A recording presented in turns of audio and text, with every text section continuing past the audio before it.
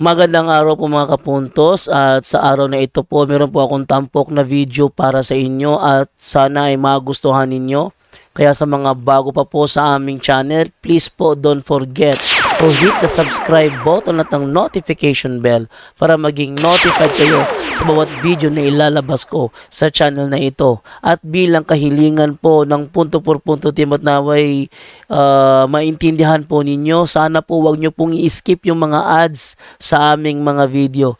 Sa maliit na bagay na po na yan, malaking tulong po yan sa ating programa at sa ating ministry. Sana po maunawaan po ninyo. Maraming salamat po, kaya wag na po natin patagalin. Simulan na po natin.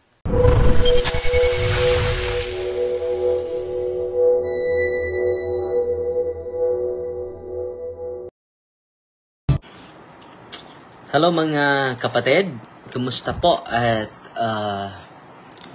pupunta na tayo ngayon sa office natin sa exorcism. Ang daming mga tao doon. Higit sa 200 yung mga tao na magbibisita natin ngayon. So galing pa tayo nag-blessing sa bahay, no, na isang kapatid natin. At ngayon, babasahin natin ito. Ang ganda itong librong ito, The Humility of Heart. No?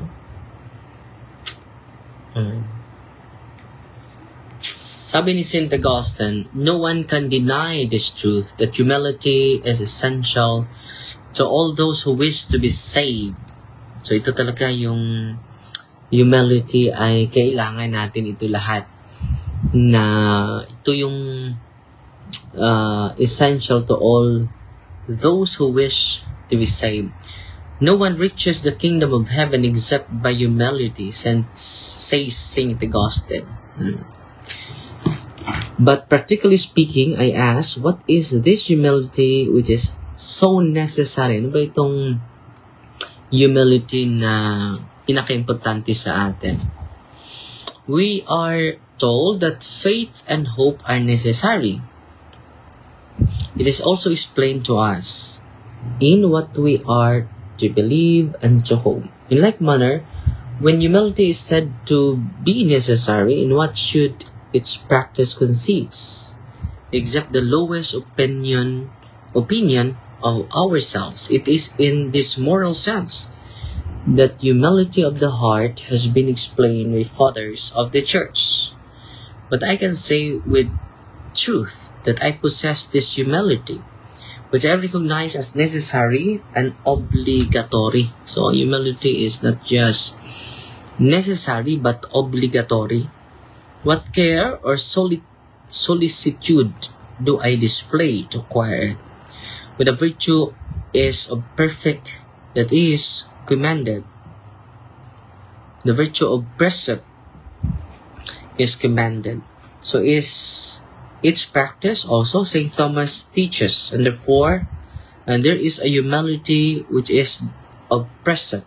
It has its rule in the mind, that one is not to esteem himself to be above that which he really is. Hindi natin iisipin na mataas tayo sa iba, no? It has its rule in the mind that one is not to esteem himself to be above. No, hindi natin iisipin na tayo ay higit at lamang sa ilan, no? How and when do I practice its acts, acknowledging and confessing my unworthiness before God? Hindi tayo narapat sa harap ng Diyos, no?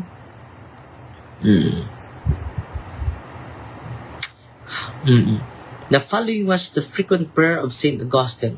Nos cum te, nos cum me. May I know you. May I know myself. No? Kailangan itong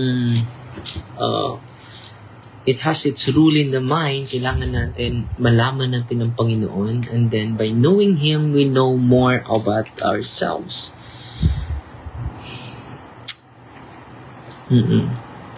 And by this prayer, he asked for humility, which is nothing else but a true knowledge of God and of oneself, to confess that God is what He is, the omnipotent, great is the Lord, the exceedingly to be praised, and to declare that we are but nothingness before Him. My substance is as nothing before you.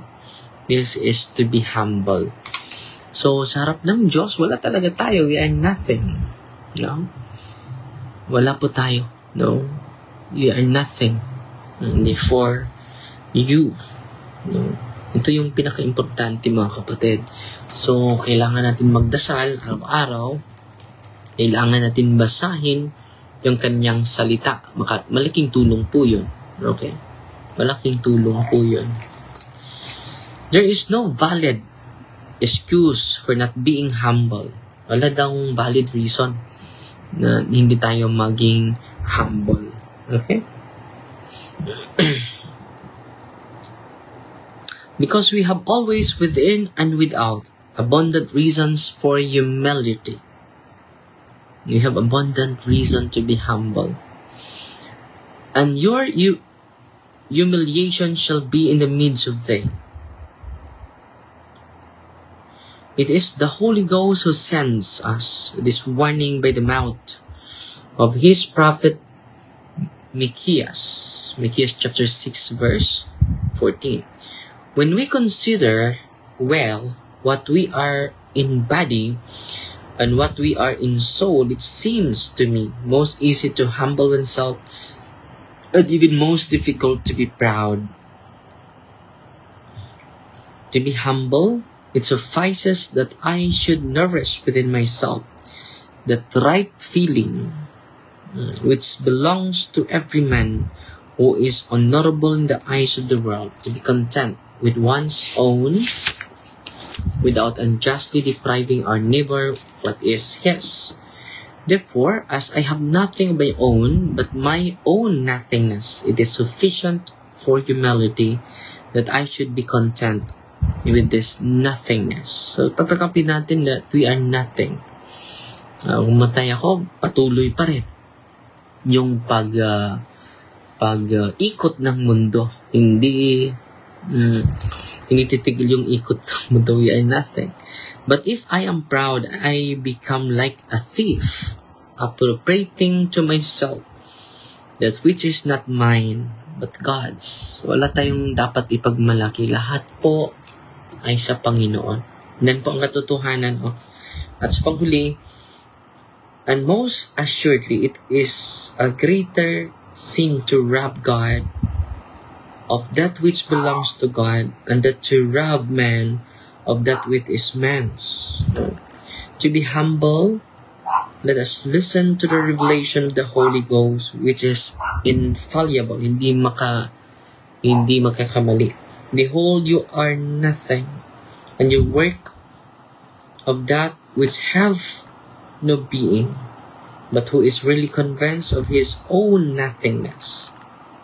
Kailangan that we are nothing. Tatanggapin natin that we are nothing before the eyes of God.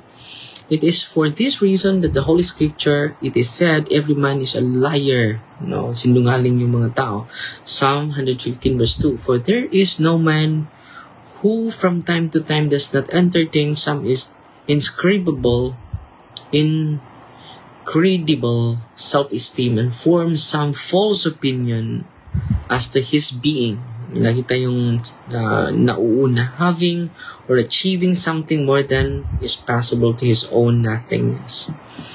So let us accept and embrace our nothingness, mga kapatid. It is an act of humility. Okay, yan lang sa muna, ha. Salamat tayo sa Star Sinners natin. Hindi ko makita, bakit? Ano nangyari? Hindi ko makita, ha. Pasensya na po. At nanood natin si Marimar Cotton. At pupunta na ako sa office natin. Salamat tayo ni Yang Yang, napadala ng 100 stars. Si 150 stars. Si Jen Guevara, 50 stars. At si Rizal Suzuki, napadala ng 500 stars. Salamat po. At pupunta na tayo sa office, ha. Ang daming naghihintay natin doon. So, fight Team Maria, tatak safety with a humble heart.